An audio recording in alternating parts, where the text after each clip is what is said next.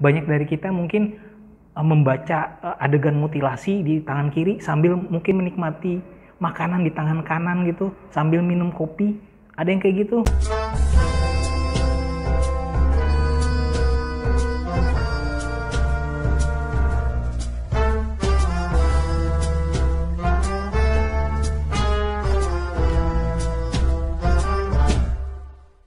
Halo guys, gue Fadli, gue dari Detektif ID. Nah, kembali lagi di Detektif Info, di mana gue akan sedikit sharing mungkin apa yang pernah gue baca atau pernah gue rasakan selama membaca fiksi kriminal dan fiksi detektif. Nah, saya itu bingung, kenapa ya berita-berita kriminal itu yang baca banyak, yang nonton banyak gitu. Bahkan buku-buku fiksi kriminal juga tuh laku di luar sana gitu. Ya, mungkin belum di Indonesia, tapi di luar sana udah salah satu favorit genre beberapa orang. Bahkan di Amerika sendiri itu ada namanya konvensi atau perkumpulan orang-orang yang menyukai cerita-cerita true crime.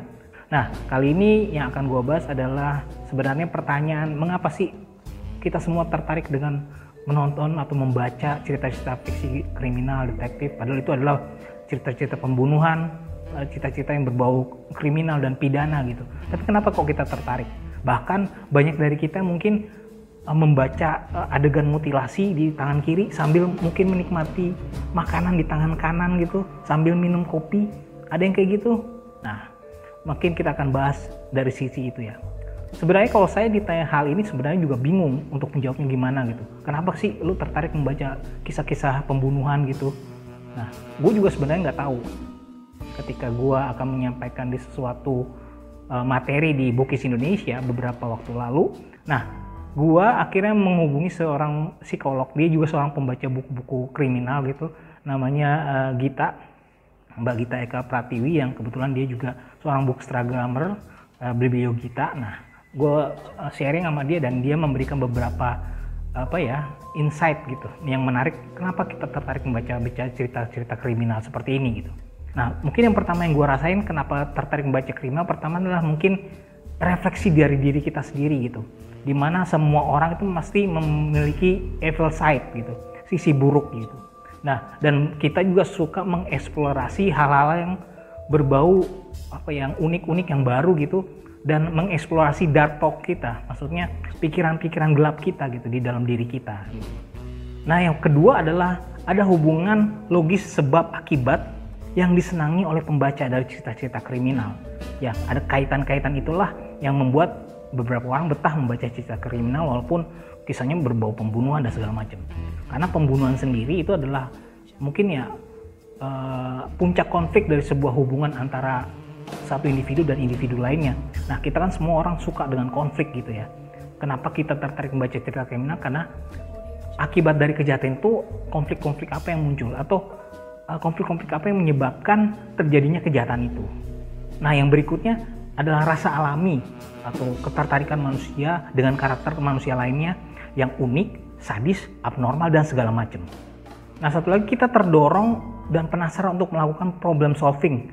Ya, pembaca ingin menjadi bagian dari solusi dari kasus kriminal itu atau kejahatan itu gitu. Jadi kita seolah-olah ingin membantu atau ingin menjadi penyelesai masalah dalam sebuah kasus yang kita baca. Bisa itu di fiksi ataupun cerita-cerita di berita, di kriminal, di TV-TV gitu atau di media sosial. Mungkin itu naluri kita seperti itu. Nah, alasan berikutnya adalah ada efek adrenalin yang meningkat. Takut tapi kita penasaran gitu, yang membuat ketagihan untuk baca, nonton terus sampai tuntas. Nah, itu salah satu yang mungkin bukan cerita fiksi kriminal aja, mungkin nih orang yang suka membaca cerita horor juga merasakan hal-hal seperti itu. Nah, yang terakhir tuh ada rasa lega dan beruntung bahwa kita itu bukan menjadi korban, dan ini antisipasi kemungkinan buruk yang mungkin terjadi. Jadi belajar dari pengalaman orang lain yang menjadi tokohnya mungkin di dalam cerita. Ibarat kata kalau kita ingin waspada, kita belajar waspada dan tidak terhindar dengan segala bentuk kejahatan, ya kita belajar dari tokoh-tokoh yang ada di situ, ada dalam cerita kriminal gitu. Jadi kita bisa belajar, jangan sampai kita berbuat hal yang seperti itu.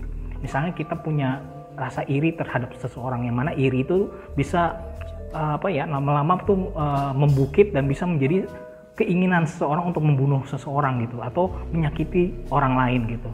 Nah, itu mungkin kita belajar ya udah belajar dari cerita-cerita itu kita tahu, oh jangan sampai kita melakukan hal seperti itu gitu. Nah mungkin kalau kalian apa sih kira-kira yang membuat kalian tertarik membaca cerita kriminal? Apa ada dari salah satu alasan itu? Nah kalau ada atau tidak ada mungkin bisa komen di kolom komentar ya. Mungkin itu aja detektif info kali ini ya, simple dan ringkas. Nah itu aja, mungkin kita ketemu lagi di detektif info berikutnya. Terima kasih.